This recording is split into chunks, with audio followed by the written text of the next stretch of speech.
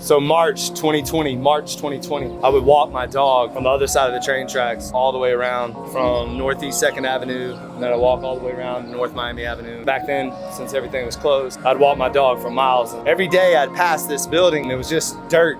It wasn't even a structure yet. It just had the renderings up. And every single day I'd walk by, I would just hear, this is your next facility. This is the new legacy. This is the new legacy. And then I would look inside and I would see the floating container ship and I would see people working out. I knew it was the next facility. So I started the negotiation process. I emailed the realtors and the developers. And the truth is they blew me off. The truth is that they ignored me. And I think that in that moment I could have said, well, it's not meant for me, and just, kept moving on. But instead, I made a decision to keep reaching out, And about 3 months went by. Right around June, they reached back out and said, we would like to talk to you about legacy coming into the building. So I ended up coming back to the table in June and started negotiating. Came up with a formal LOI in August 2020, and then actually got a full deal signed in that time. And I think if you know something, if God has placed something on your heart, if he's given you a vision, if he's giving you a task, you do not stop. You do not stop until you arrive at the destination that you see, that you've been given.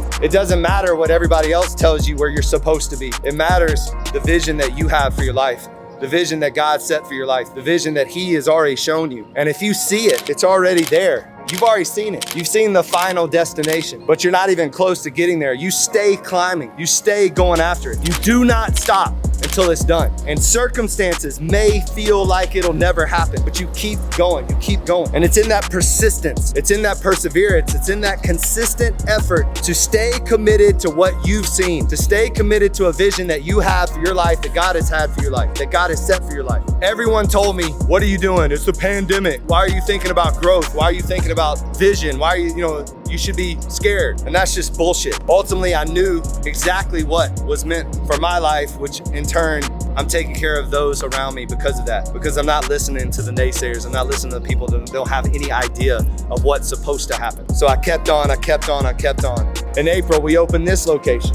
And then someone walks in and says, I want you in a new development. And it sprung even bigger vision. And it sprung something inside of me that I can do more. Do not be afraid to do more. Do not be afraid to step out of the comfort zone, to challenge yourself to do more than you even think could be possible. But ultimately, you gotta take the leap. You gotta jump into the pool regardless of how deep the water is. You gotta take a chance if you wanna be great. Don't settle for mediocrity.